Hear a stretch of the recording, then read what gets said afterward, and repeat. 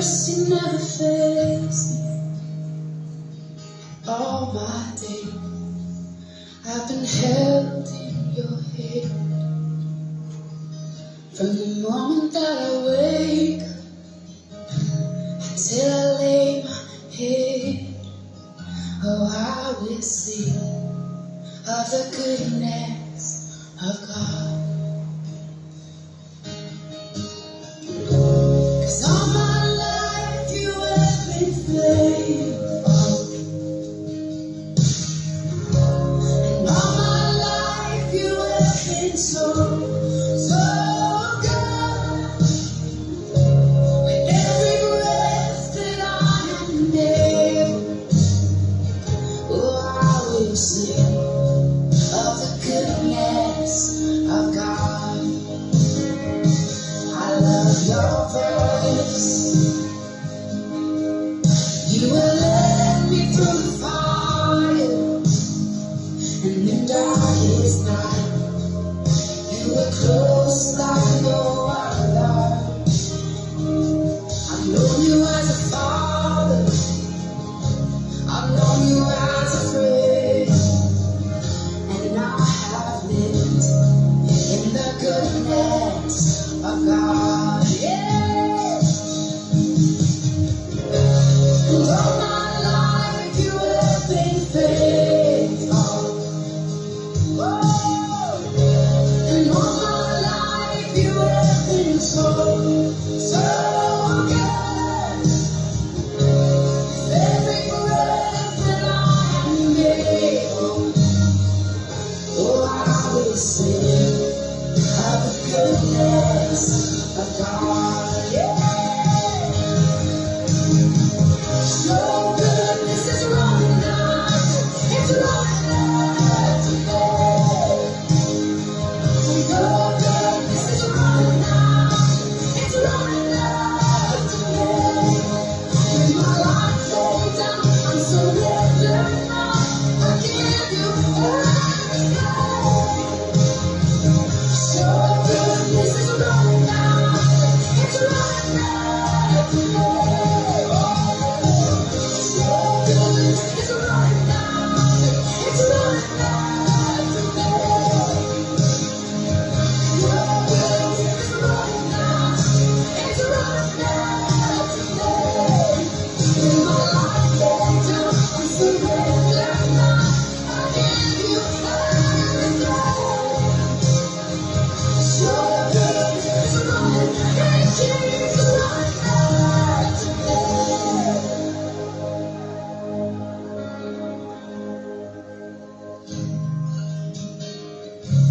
And all my life you have been faithful. And all my life you have been so good. Every breath that I am able, oh, I'm gonna sing of the goodness of God. I'm gonna sing, I'm gonna sing. Oh gosh, 'cause all my life you have been faithful. And all my life you have been so good. With every breath that I am able, oh, I'm gonna sing of the goodness of God. I'm gonna sing of the goodness of God.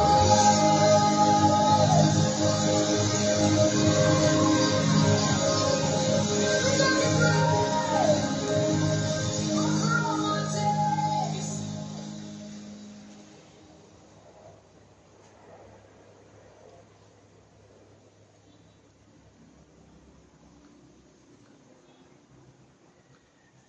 Okay, so magandang umaga sa ating lahat dito sa Pilipinas at isang mapagpalang araw din sa lahat ng mga nasa ibang bansa na ito ay inaabot ng tinig ngayon. sa Amerika, sa Canada, sa New Zealand, sa Singapore, sa Hong Kong, at iba't iba pang mga dako na kung saan ang tinig na ito ay nakakaabot. May isang mapagpalang araw sa inyong lahat. Sa araw na ito muli po tayo magtitipon-tipon upang patuloy na alamin lahat ng mga katotohanan na nasa likuran ng mga scripture na ating pong pag-aaralan at bubuklatin ngayon upang ito ay magiging liwanag sa ating pong patuloy na paglalakbay sa daigdig na ito na matawid natin ang daigdig na ito hanggang sa karir ng Diyos na matagumpay ngayon at magpakailanman. Kaya sa oras na ito ay handa po natin na ating mga sarili, hayaan natin mga kaisipan po natin ay patuloy na lumuklok sa ilalim ng pamamahala ng Espiritu o puso that God has given unto us upang lubos natin maunawaan ang bawat katotohanan na ito ay mahahayag. Kaya sa oras na ito ay patuloy tayong lumuklok in the presence of the living God as we continue to acknowledge that the reality of the truth na ito ay mahayag sa araw na ito. Kaya mula sa Galatians chapter 5, verse 16 hanggang 26. Basahin ko po sa English version, King James. This I say then, walk in the Spirit, and you shall not fulfill the lust of the flesh. For the flesh lusteth against the Spirit, and the Spirit against the flesh. And these are contrary to the one to another, so that you cannot do the things that you would. But if you be led of the Spirit, you are not under the law. Now the works of the flesh are manifest, which are these: adultery, fornication, uncleanness, lasciviousness, idolatry, witchcraft, hatred, variance, emulations, wrath, strife, seditions, heresies, envyings, murders, drunkenness, revilings, and such like, of that which I tell you before, I have also told you in the time past, that they which do such things shall not inherit the kingdom of God. But the fruit of the Spirit is love, joy, peace, long-suffering, gentleness, goodness, faith, meekness, temperance. Against us there is no law.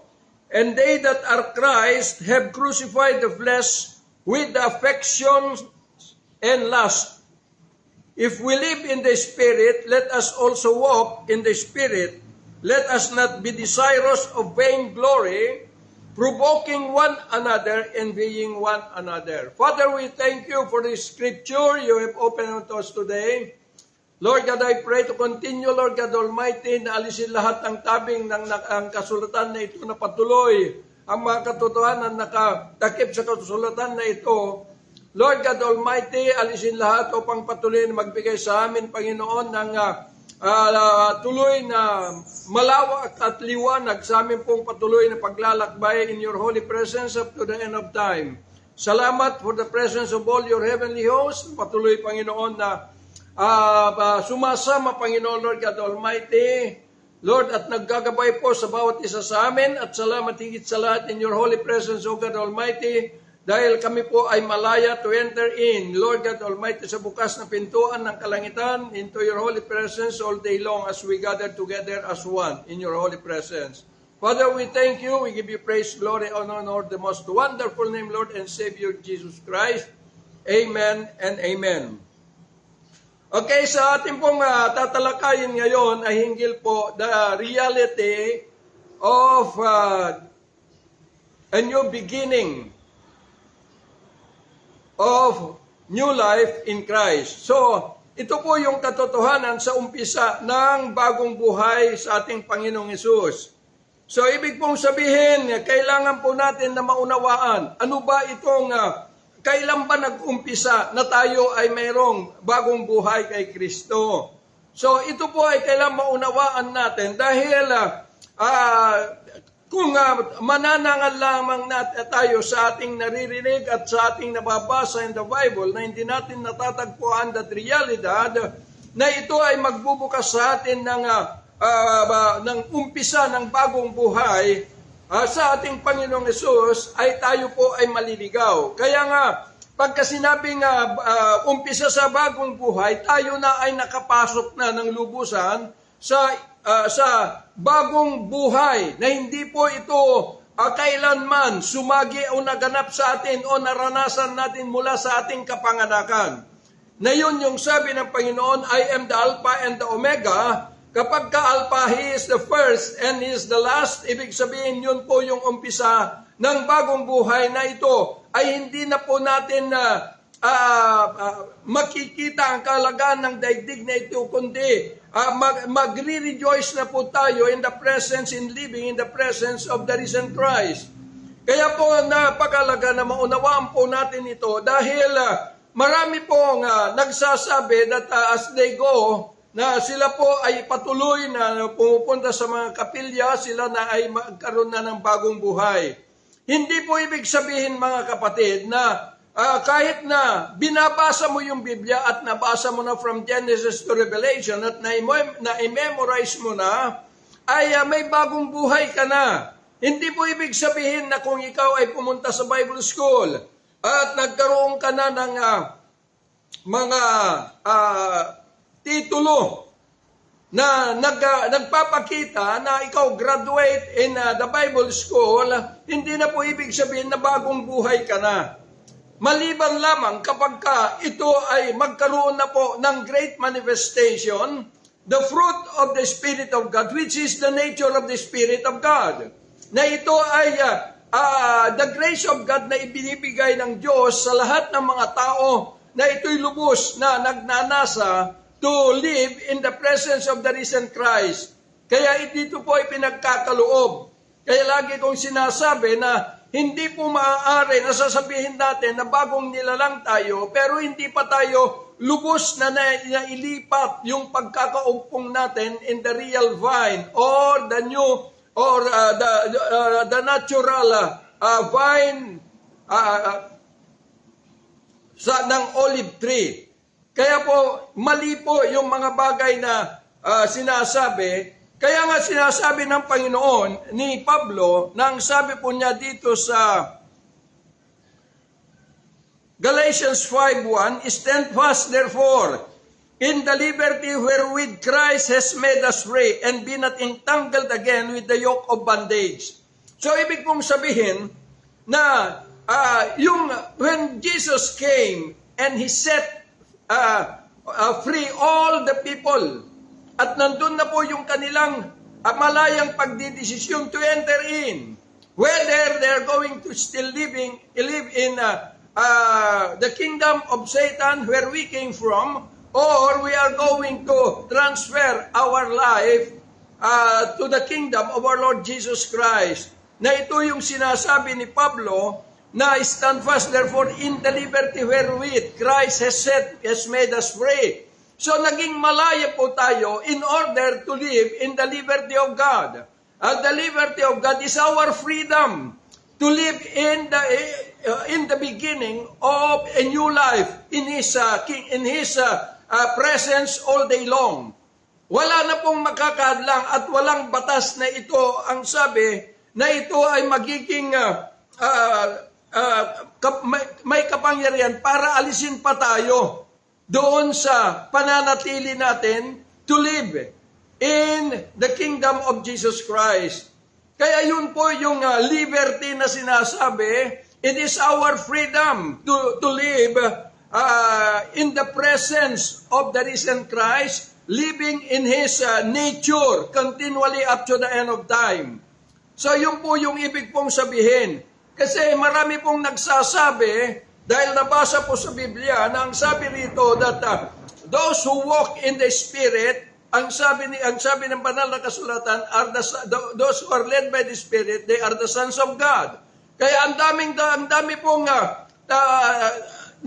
nagsasabi na itinuturo po itong Biblia, kung ano yung nabasa nila, ay ito ay idinideliver nila na as if na sila ay naangkin na nila ito, nabahagi na sila, na hindi nila inuusig kung talagang sila po ay anak ng Diyos na sinasabi ng Romans chapter 8. So kaya mali po kasi hindi maaari na sasabihin angkinin mo na you are the Son of God and you are led by the Spirit of God, pero andoon yung pagkakampi-kampi, andoon yung pagkakabahabahagi, andoon yung pagkagalit, pagkamuhi.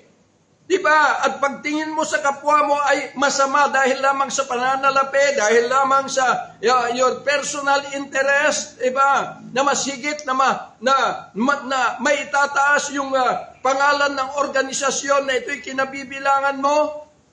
Kaya po nasasaktan ng Diyos dahil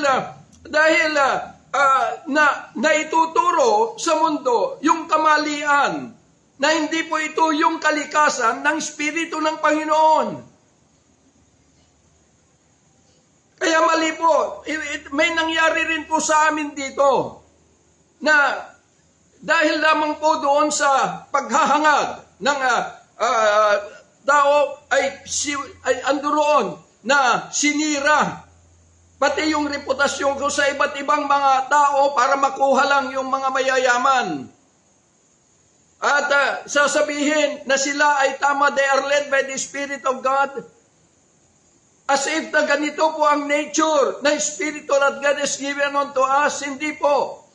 Dahil once that the Spirit of God manifested to our life, andun na po yung tunay na pag-ibig. At ang makikita na lamang po natin ay yung kaayusan.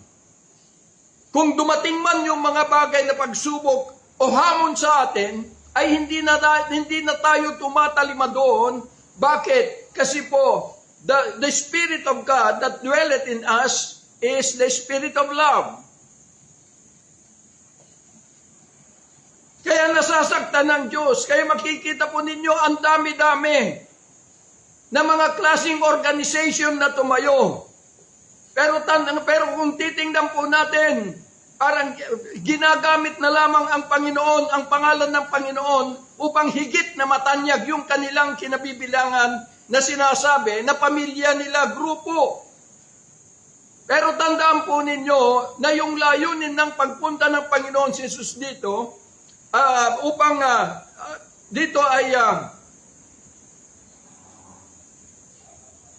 hanguin ang lahat ng mga tao, hindi upang magkagrupo-grupo, magkahiwa-hiwalay, kundi the reason ay to gather everyone as one together in Christ. Pagka sinabing as one, tayo po ay sinasalarawan ng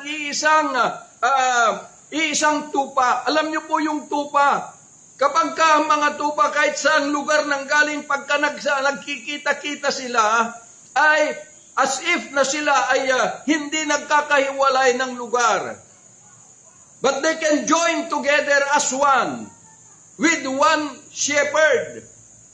Yun po yung ibig sabihin. Kaya marami pong malilinlang dahil ang dami-daming mga sasabihin na hindi na kita susuportahan na i-pray na may susuporta sa iyo ministry. Na akala ba na parang iba sa kanila, iba sa amin. Hindi po ganon. Kundi, we need to be as one together because in this New Testament, Jesus Christ ay napunta in the cross of Calvary. Siya po ay bumaba in the person of the risen Christ in order to gather all mankind as one together. Kaya nga, andoon yung grace because the grace of God is the Holy Ghost. Na yun yung sinasabi ng banal na kasulatan, even Paul, that the grace of God, ito po yung word of reconciliation and the word of faith na ito'y magdadala sa ating lahat. Dahil kung tayo po yung kaisipan natin, kahit na basahin natin ang banal na kasulatan ng basahin, i-interpret natin ng interpret, hindi po tayo mapag-isa because ang kaisipan ng tao ay andun po yung kanilang self-righteousness. It is not the righteousness of God, but it is the righteousness of the law na ito ay nagpapatibay sa kasalanan ng tao. Kaya magkikita po natin na dito po ay sinasabi po ni Apostle Pablo, nang sabi niya, walk in the Spirit and you shall not fulfill the lust of the flesh. Ang tanong, kung ikaw ay nalumalakad sa Espiritu at may galit ka sa iyong kapwa, nakakalakad ka kaya? Because the Spirit that God has given, na kailangan dito tayo lumakad, ay Espiritu ng pag-ibig.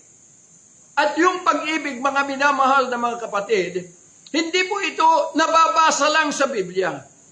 Hindi po ito binabasa.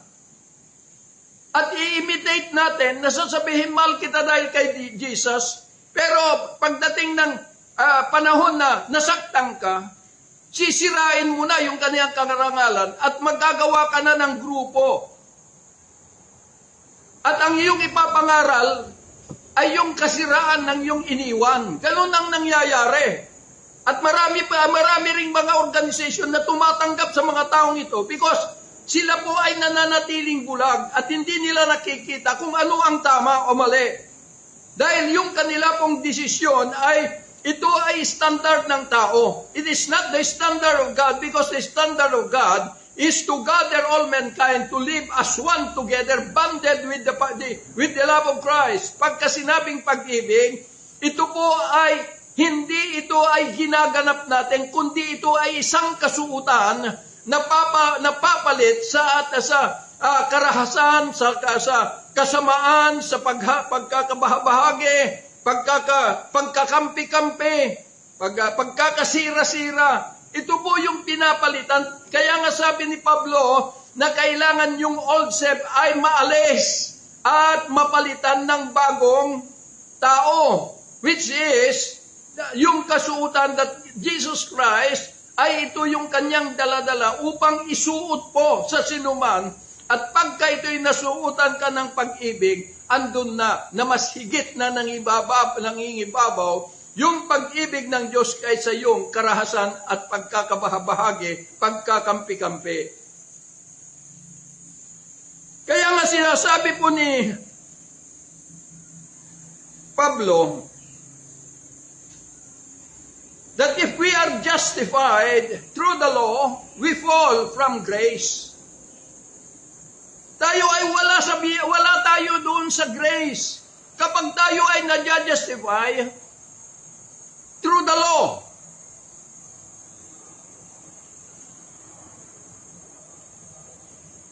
Kaya nga, ang sinasabi po ni Pablo, na dito mo madedetermine whether you are now starting to live in the presence, in the life of Christ.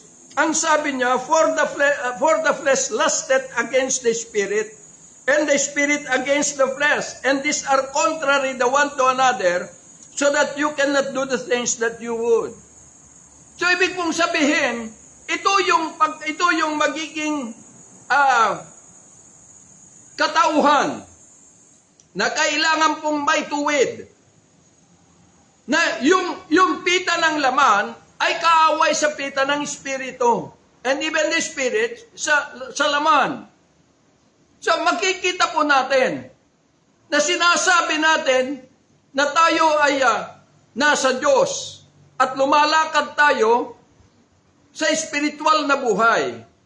Pero usigin mo kapatid kung ano yung nilalakbay mo. If you are still carnal, then you are still living, serving two master. Because the work of the flesh, the master of this is Satan. Na ito yung ang lakas nito sa buhay ng tao ay the righteousness of the law.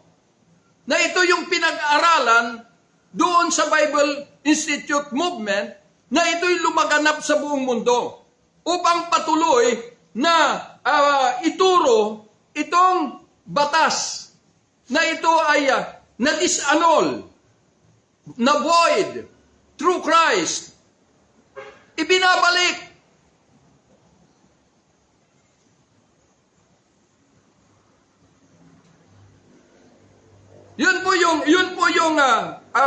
Yun po yung problema.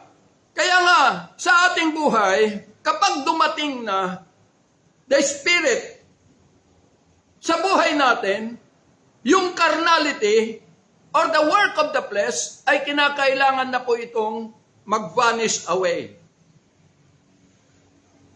Kaya bakit nagkakaroon pa ng pagkakampi-kampi? Bakit nagkakaroon pa ng pagkakabahabahagi? Dahil hindi pa nakapasok in the spiritual realities. But they are still justified by the law, which is the scripture. The righteousness of the law.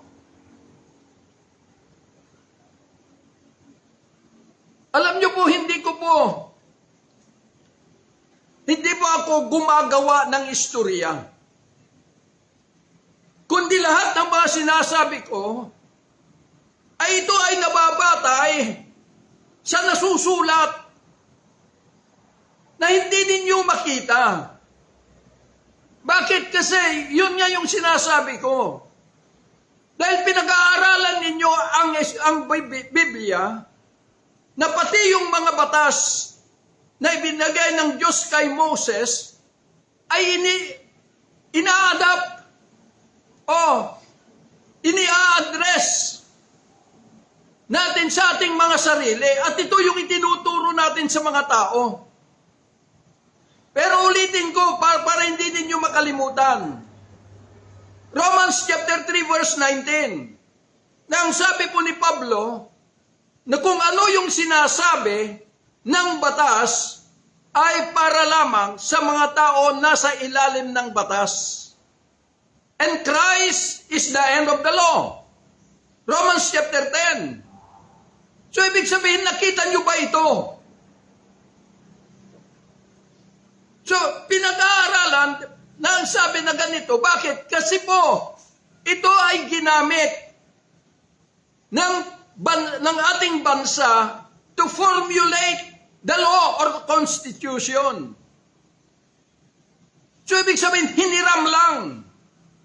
Ngunit nung ginamit ito, this law, hindi ibig sabihin that God ay sumasa atin na. Hindi po. Because we are Gentile by nature. At mula pa noon hanggang sa crucifixion ni Kristo, we are the enemies of God. Kaya lang sabi ni Pablo in Romans chapter 2 verse 14, na ginagamit na lang itong batas as a law to themselves. Ibig sabihin, ginamit na batas, it is a moral law. Kaya kung titingnan po natin ang batas na ito,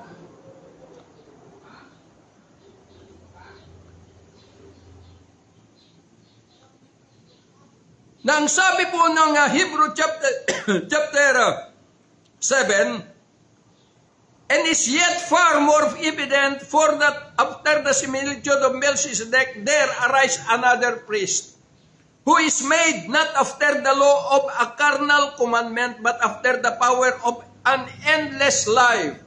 Carnal commandments, because the law has been given to Moses, dahil sa kanyang bayan. They are the natural descendants of God living in this world. At ito yung kanilang pamantayan as they are going to live, a million of them, na ito yung magsasaayos sa kanilang paglalakbay bilang sila'y mga pinili ng Diyos. Kaya nga lang nagkasala sila. They disobey. Because of their unbelief, ay nahulog sila.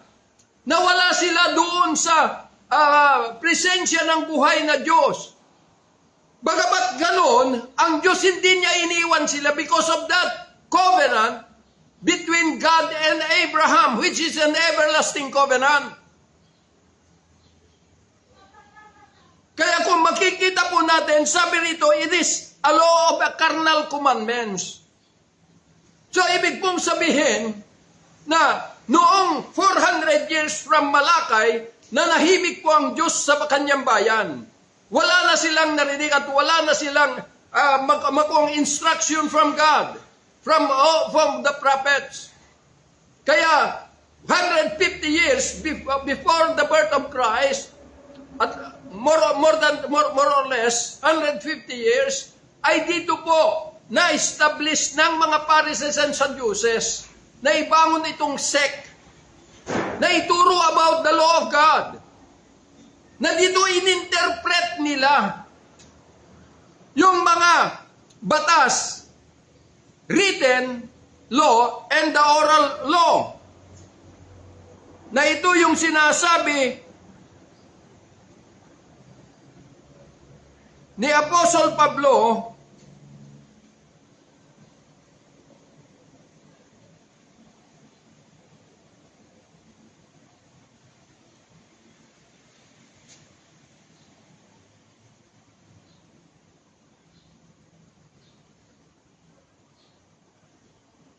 ni Apostle Pedro.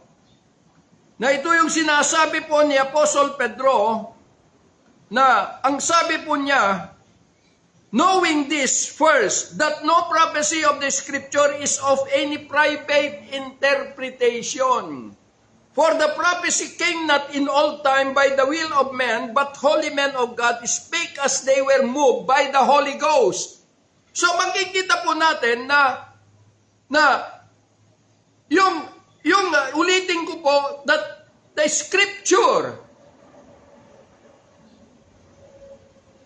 ay ito yung mga propesiya ng mga propetas noon ay patuloy na ini-interpret ng mga Pharisees and mga Sadducees upang ikondisyon ang kaisipan ng mga Jewish people. Kasi wala na, tumigil na ang Panginoon mag-usap sa kanila dahil sa kanilang kasalanan na laban sa batas na ibinagkaloob sa kanila. Hindi po sa atin. Ininterpret. Dahil ang sabi po ni Pedro, for the prophecy came not in all time by the will of man. Hindi sa kalooban ng tao. But the holy men of God spake as they were moved by the Holy Ghost. So ibig sabihin na yung matagal na panahon na ito'y naipahayag ng mga propetas, hindi po ibig sabihin na yun pa rin is applicable to that day wherein nakaraan na ang mahabang panahon na kailangan i-interpret at dito kailangan mamuhay. Dahil ang propesiya ay ito ay agad-agad na kailangan magkaroon ng katuparan. Kung saan na-address yung propesiya, supposed to be, kailangan sumunod na ang lahat kung kanino naka-address. Mahabang panahon na, nag-expire na. Kaya nga, imbes na mapabuti itong mga Jewish people, lalo lang sila naidiin sa mundong kinagisnan natin. Dahil yung batas na kanilang pinag-aaralan, ay ito ay bumulag sa kanila at naging sumpa sa kanila. Galatians chapter 3 verse 13. At makikita po natin, gaya ng sinabi ko, na during the 19th century, nung ibukas ang Bible Institute movement, ay dito na ininterpret din. Ibinalik yung interpretation about the law. Na ito yung naging strength ng trabaho ng laman habang ito ay binabasa, habang ito ay ini-interpret.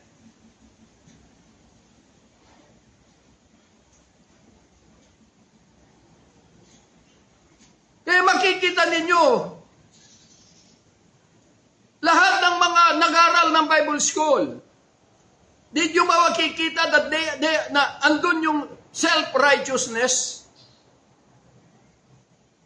Na kung ano yung kanilang natanggap na mga posisyon, mga diploma na nandun sa pader, ang tataas ng kanila pong mga pride. Pasensyahan na po tayo. Pero kailangan magising na rin lahat ng mga taong ito na ito ay galing sa Bible School dahil ito yung patuloy na maghahadlang sa mga tao para makita nila at matagpuan the risen Christ. Kasi ang mali po rito, yung pumupulot lamang ang mga tagapagturo ng magagandang pangako ng Diyos sa Old Testament o sa Biblia. At ito yung mga pagagandang pangako ay ni-address nila sa kanilang sarili at itinuturo rin sa mga tagapakinig na ito'y sa kanila rin ito. Kagaya yung isang tagapagturo na pumunta sa Baguio na napakayaman na ang itinuturo na ang sabi I know my plans for you, plans to prosper and not to harm you, Jeremiah. Kaya naniwala maraming mga papastor dahil akala nila naka-address sa ating mga Gentile yun. Hindi. It is fully addressed to the whole Israel. At yung pangako na yon ay hindi po naka-address to individual, but as a whole. Kaya nga sinasabi ko na kung ikaw ang kinin mo ito, siguraduhin mo kung ikaw ay yumaman, lahat ay dapat suportado mo sa buong mundo.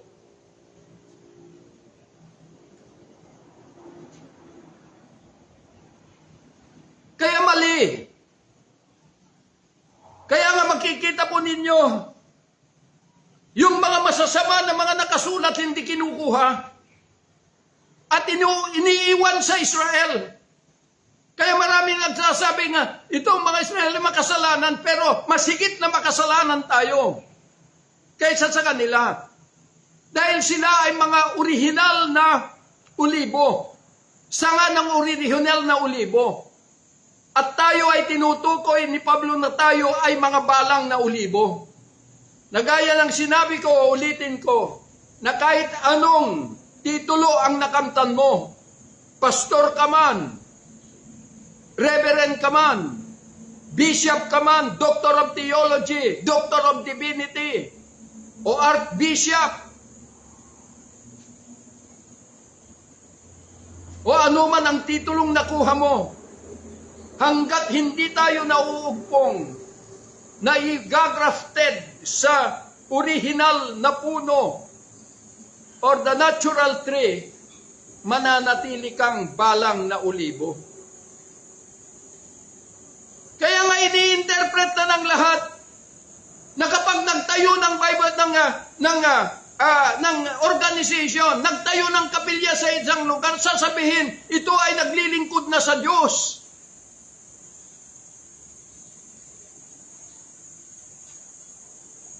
Pero ito yung humahad lang upang makita ng mga tao ang tunay na liwanag. Dahil tandaan po ninyo yung sinabi po ni Pablo in 2 Corinthians chapter 5 verse 17, na ang sabi niya, if any man be in Christ, he is a new creature. All things has passed away, new things have come. So ito po ay ang katotohanan na ito, the start of a new beginning in life, ay ito, kapag ka ikaw ay naiugpong na, naigrafted na, bilang balang na olibo, doon sa natural olive tree, doon pa lamang ang pag-uumpisa ng bagong buhay. Dahil itong fruit of the Spirit,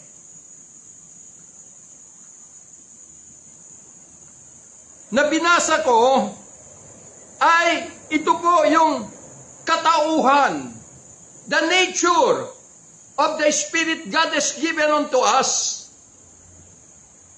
Na ang sabi po rito, but the fruit of the Spirit is love, joy, peace, long-suffering, gentleness, goodness, faith, meekness, temperance. Against us, there is no law.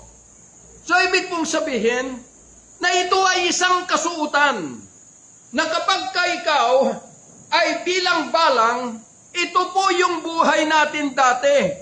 Yung works of the flesh are manifest: adultery, fornication, uncleanness, lasciviousness, idolatry, witchcraft, hatred, variance, emulations, wrath, strife, seditions, hearsays, and being murders, drunkenness, revelings.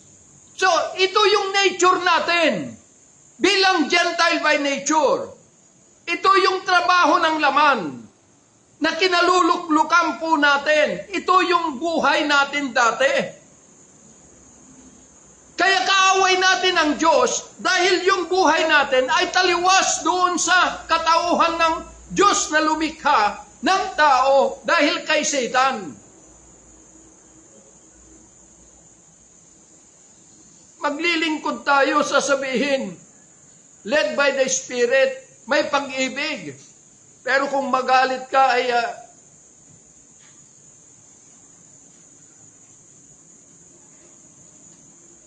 serving two master. Kaya nga sinabi ng Panginoon, you cannot serve two master.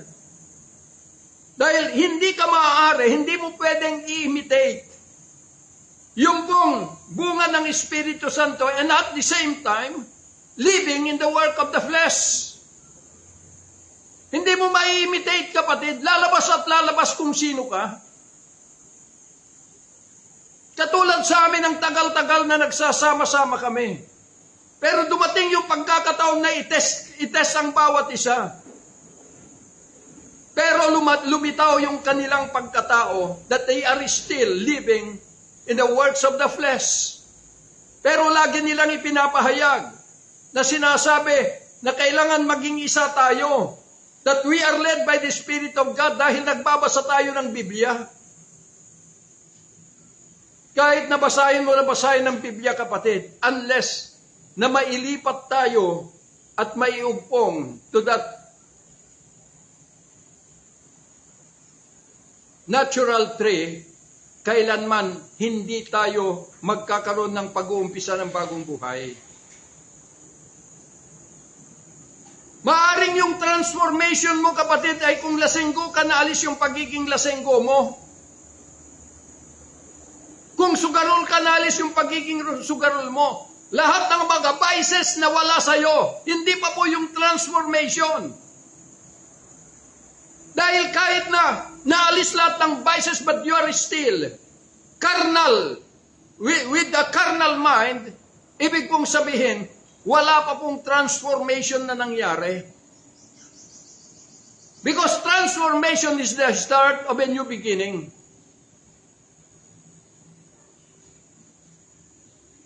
Kaya anong mangyayari? Mas mataas pa ang pangalan ng organisasyon na gusto mong iparating sa mga tao.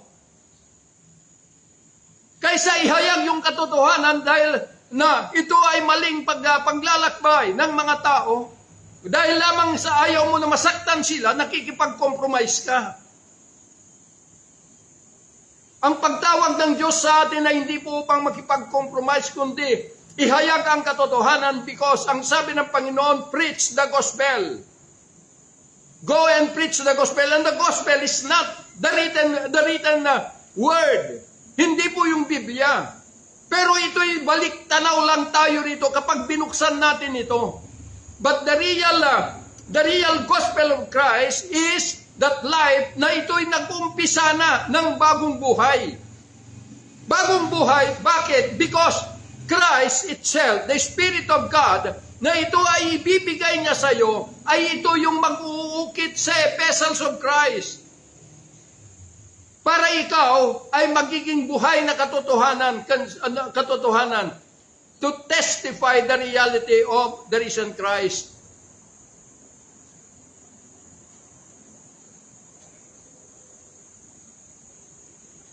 Kaya nga, dito po, ang dami-dami na mga papastor, mga papastura, na kung hindi nagustuhan yung sinabi mo, sisirain ka na. Alam niyo po, yun yung mga attitude ng mga Roman Empire. Gusto sila yung masunod.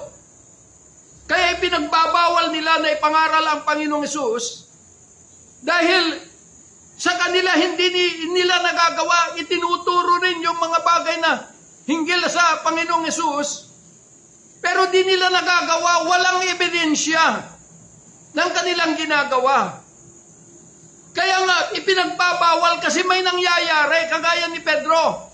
na ang sabi nila siya'y unlearned, hindi man lang nakapag-grade 1, pero masigit na yung kanyang sinasabi ay hindi naunawaan itong mga Romans, mga Pharisees, dahil kailanman ang katotohanan hindi mananahan sa mga taong still living in a carnal life.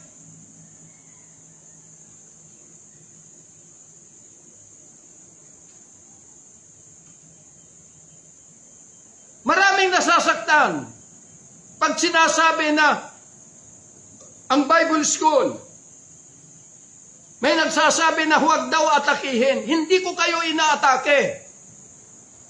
Ang banal na kasulatan, ang siyang umaatake sa inyo. Pero bakit hindi ninyo nakikita? Yung nakita ko concerning this truth, bakit? Kasi nananatili po kayong bulag. Sinasabi ko ito alang-alang sa maraming mga tao.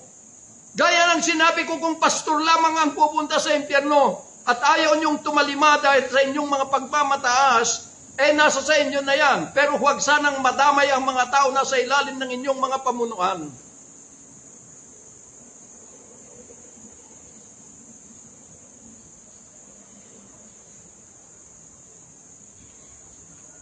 Akalain mo, may gawain na doon sa isang lugar, maggagawain pa ng mga grupo para yung pamilya na dapat mabubuo para kay Kristo ay magkawatak-watak.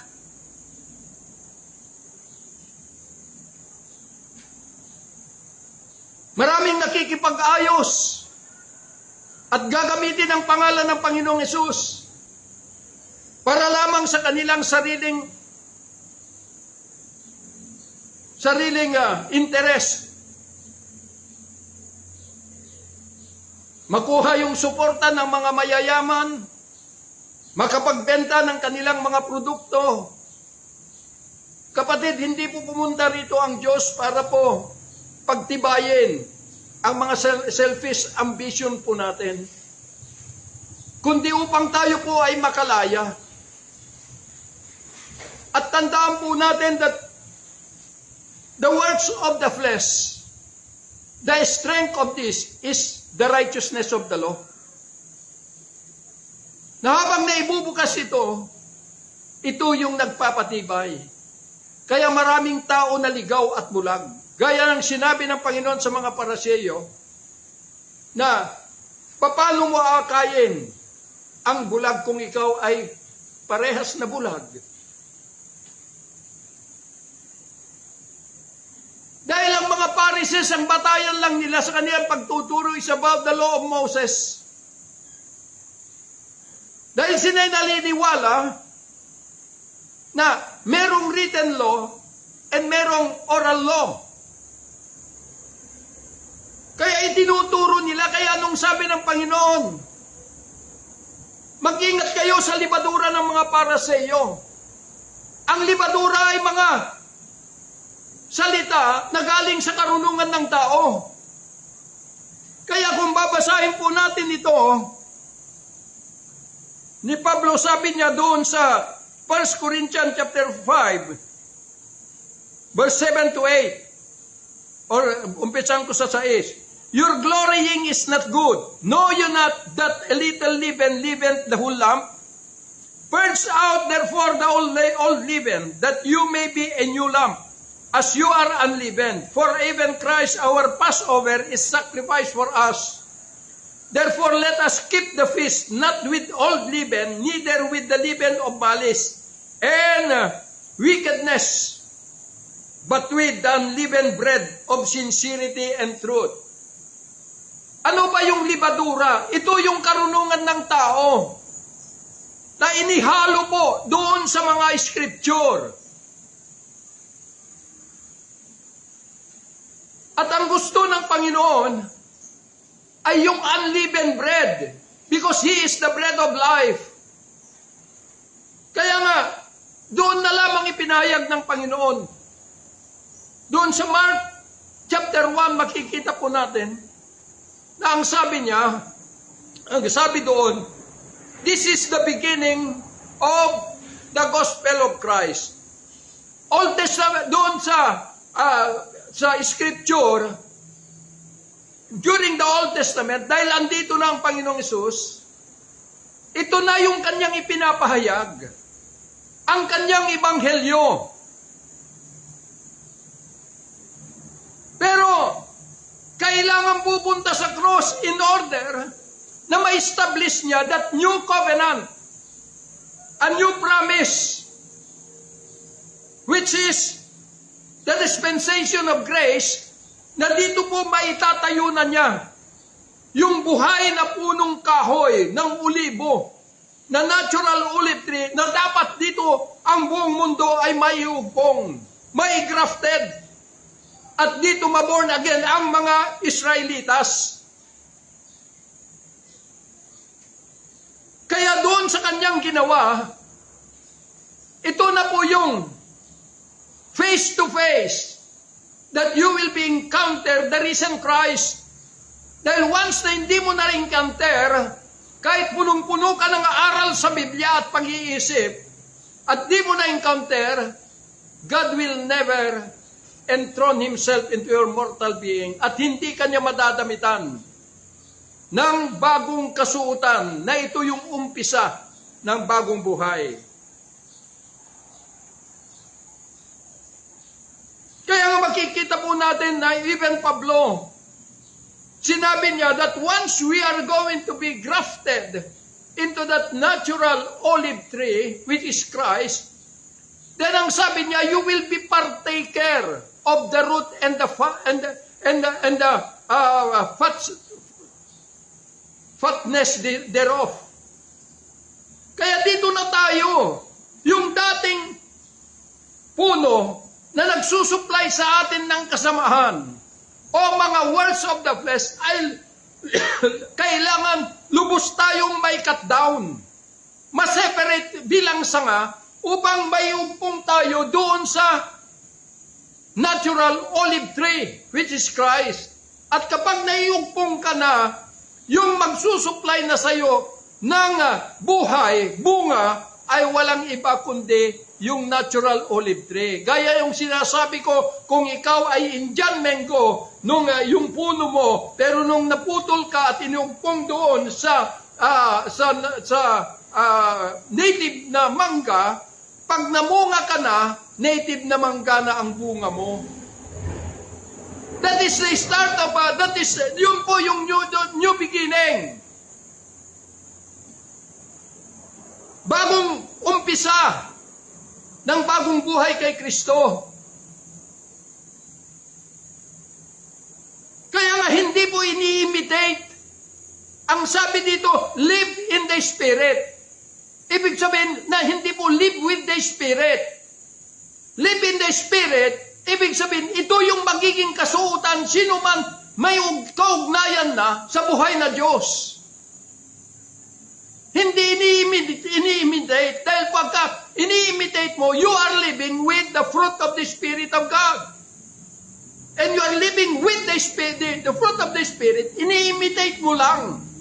Ginagaya-gaya mo. Pero dumating ng panahon na ikaw ay nakante, galit, pagkakabahabahagi, pagkakampi-kampi, nandyan na. Kaya anong mangyayari? Tayo ang sumisira sa karangalan ng buhay na Diyos, especially the nature of the Spirit of God. Tayo yung umuhusga sa Kanya na ito yung Kanyang trabaho. Dahil sinasabi mo, kapatid, being carnal, na ikaw, you are led by the Spirit of God, pero ano ang ginagawa ninyo? Andyan yung pagkabahabahagi, pagkakampi-kampi. Andyan yung pagiging marites ninyo. Pagkagalit, pagkapuot, kasakiman, nandyan na lahat. Is this the nature of the Spirit of God that you learn? Hindi po, dahil the fruit of the Spirit of God, once na ito ay nagkaroon na tayo ng ugnayan sa natural tree, which is the Lord Jesus Christ, ito na yung magiging bunga. Hindi mo na kailangan imitate, kapatid, kundi yun na yung sisibol. Kaya yung pagiging balang mo ay mabubura na at magiging original ka na rin. Because Romans chapter 11, you are now partaker of the fruit and the fatness of the natural vine. So yun pa lang ang umpisa, kapatid. Kung pumupunta ka man sa kapilya, ay pumupunta ka upang lubos na maisuko mo na ang iyong buhay kay Kristo. At kapag naisuko mo na at naiugpong ka na doon na ang umpisa ng bagong buhay mo kay Kristo. Kasi mali yung itinuturo. Kasi yung mga nagtuturo ay aral lamang sa kanila. But there is no reality of what they have. Kaya ang lahat ng mga sinasabi, ito yung bunga ng mga talino ng tao. Kaya kapag ikaw ay punong-puno ng mga conferences, mga ganito, ay maliligaw ka. Kasi ang ina-appreciate mo yung kaganda ng turo at hindi yung buhay. Dahil makikita mo ang sarili mo, kapatid. Nagtuturo ka pero nagseselos ka. Nagagalit ka sa iyong kapwa. Hindi po. Dahil kapag you are now belong to that natural olive tree, your life will be transformed into the fruit of the Spirit of God. At ito na yung magdadala sa atin. At hindi na yung works of the flesh. Kaya yung pagpasok natin sa Panginoon ay kinakailangan fully surrender. Dahil kung hindi ka fully surrender, yung kaisipan, kapag hindi lubos na tanggal doon sa pagkakaalipin ng work of the flesh, ay may pagkakataon na makakabalik ka. Kaya dito mo na madetermine whether you are living in one master, our Lord Jesus Christ, or you are serving two master, Satan through the work of the flesh, and the Lord Jesus Christ, the fruit of the Spirit.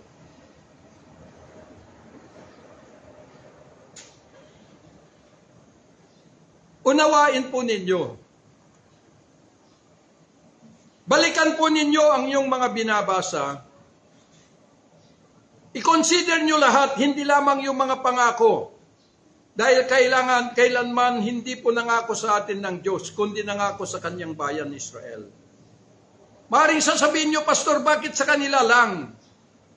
Sila ay karapat dapat sa pangako ng Diyos because of that covenant between God and Abraham, which is an everlasting covenant. Pero sa atin, bilang Gentile by nature, ibinukas ng Diyos ang pintuan. At ang binigay lang sa atin is our freedom of choice. Kung tayo po ay papasok at susuko sa Kanya, at papasok sa bukas na pintuan ng kalangitan, you are free to enter into the liberty of God. Nawala lang yung pag-iinom mo, transform ka na, hindi po. Pero ang isip mo is still controlled by a carnal mind. Hindi po. Wala naman tayong dapat ipagmalaki maging sa harapan ng Diyos. Wala. Kundi ang may pagmamalaki lamang natin kung tayo'y lubos na sumuko sa ating Panginoong Hesus. At kung ano yung katawagan ng Diyos sa atin, ay tayo ay kumikilos without na walang pag-iimbot, walang pagseselos. At kung ginagampanan mo fully your calling, whether tagalinis ka, driver ka, tagaluto ka, still pare-parehas ang pagtingin ng Diyos sa ating lahat.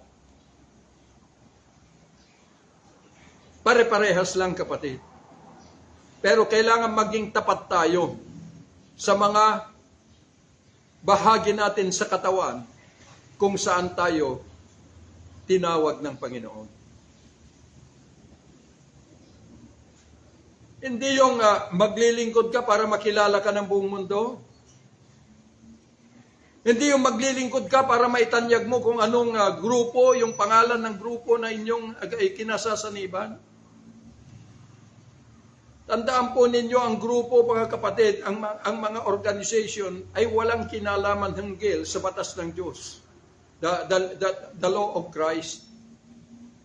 Kundi ang kanyang bahagi lamang sa ating mga buhay bilang tayo ay lumalakad, namumuhay in the presence of God is the legality ng ating pagtitipon-tipon.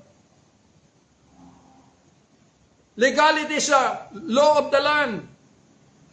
Pero huwag niyong gamitin yan na magiging kingdom. Inuulit ko po, hindi maiaayos kailanman ang tunay na katawan ng Panginoon kung tayo ay nakabatay and we are justified through the righteousness of the law. Dahil hindi mo maibababa ang iyong sarili, ma-pride ka eh.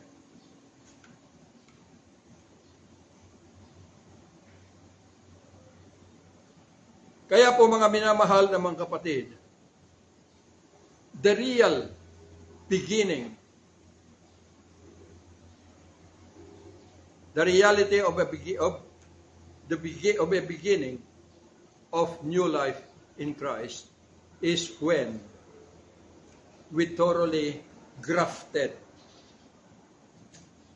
into that natural olive tree, which is Christ.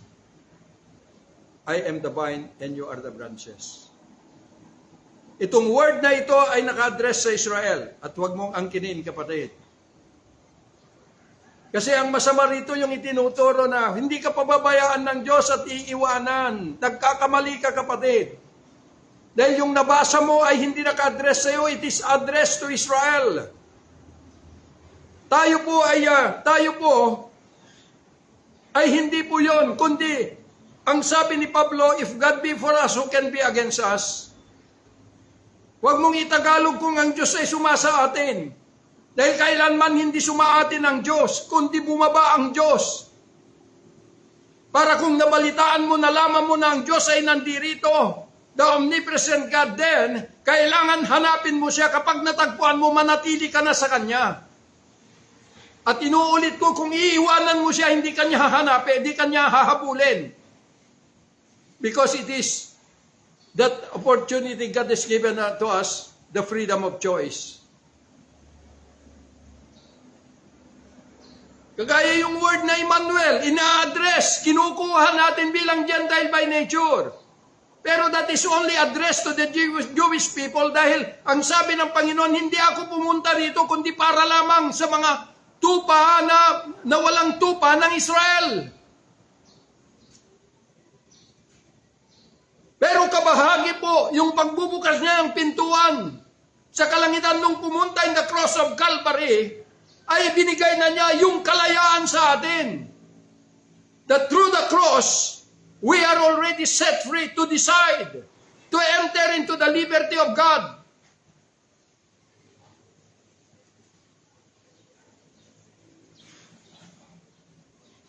Kaya ang pagkakaiba natin sa Israel at sa Gentile, sila ay kailangan pong mag-repent, magsisi, in order na sila ay ma-restore in the kingdom of God. Pero tayo hindi, wala tayong pinagsisisihan. Dahil ipinanganak na tayo na ganito dito sa mundo under the kingdom of Satan. Pero we need to surrender to God. Pagka sinabing surrender, completely na mahiwalay na tayo from the kingdom where we came from. And cleave to the kingdom of our Lord Jesus Christ. Yun po yung ibig sabihin sa atin bilang Gentile by nature. Upang tayo po ay makibahagi to the root and the fatness of the new of the original or the natural olive tree, which is the Lord Jesus Christ. Kaya yun po mga kapatid, hindi ibig sabihin na pumupunta na tayo sa kapilya, hindi ibig sabihin pumupunta na tayo sa mga grupo ng mga revival o revivalist o sino pa man mga bagay ay tayo ay bagong nilalang na. Hindi pa po. Kundi ang pamantayan ng bagong nilalang, 2 Corinthians chapter 5 verse 17, ay completely grafted into the natural olive tree. Kaya yun lamang po, mahal ko kayong lahat, kaya po ipinapahayag ito upang makita natin at meron tayong batayan sa ating pong mga patuloy na paglalakbay sa daigdig na ito. Kailangan po kung magbasa kayo ng Biblia, basahin po ninyo at hilingin sa Panginoon kung ano ang mga bagay na ito. Na huwag na lamang bumasa at na yung nakita mong maganda sa kamo kukunin. Hindi naman para sa iyo. Alamin mo kanino naka-address. At tandaan po ninyo, tayo po ay napabilang lamang napabilang na nagkaroon ng puwang to enter into the kingdom of God after that Jesus Christ ay nabuhay at bumaba. At nagumpisa po ang pagbabahagi ng Ebanghelyo ni Kristo sa pamamagitan ni Pablo. That was his first journey. Kaya inuulit ko po, tayo po, we are the gospel of Christ, na kailangan tumayo na sa daigdig na ito at ipakita ang tunay na larawan. Kaya nga sabi ng Panginoon, you shall be witnesses unto me, both in Jerusalem, Judea, and Samaria, and unto the uttermost part of the earth. Kaya magandang araw po sa inyo lahat at ang pagpapala ng Diyos ay sumenyo at I pray that we are going to grow in the knowledge, in the grace of God and in the knowledge of our Lord Jesus Christ. Father, thank you, Lord, for this day. Thank you for this scripture. I pray that patuloy, Panginoon, ng katotohanan na hayag, Panginoon, ay magaganap sa bawat buhay ng mga nakarinig. And I declare, Lord God Almighty, na hindi lamang sa iilan, kundi aabot sa buong mundo ang lahat ng katotohanan na ito, alang-alang, Panginoon, sa kalayaan ng lahat. Salamat po at dalangin ko po that continue to open a door of heaven, Panginoon, then pour out your unconditional favor to each and every one, Lord God. Abide us continually. Father, thank you. In Jesus' mighty name we pray. Amen.